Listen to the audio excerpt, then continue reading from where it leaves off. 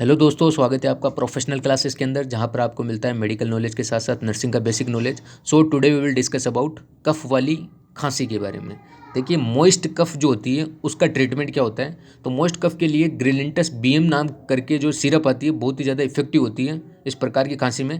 देखिए, इसके अंदर ट्रिबुटालिन सल्फेट और ब्रोमोहेक्साइन हाइड्रोक्लोराइड प्रेजेंट होता है, जो कि म्यूकोलाइटिक और ब्रोंकोडायलेटर का काम करते हैं। बहुत ही इफेक्टिव रिजल्ट होता है इस सिरप का।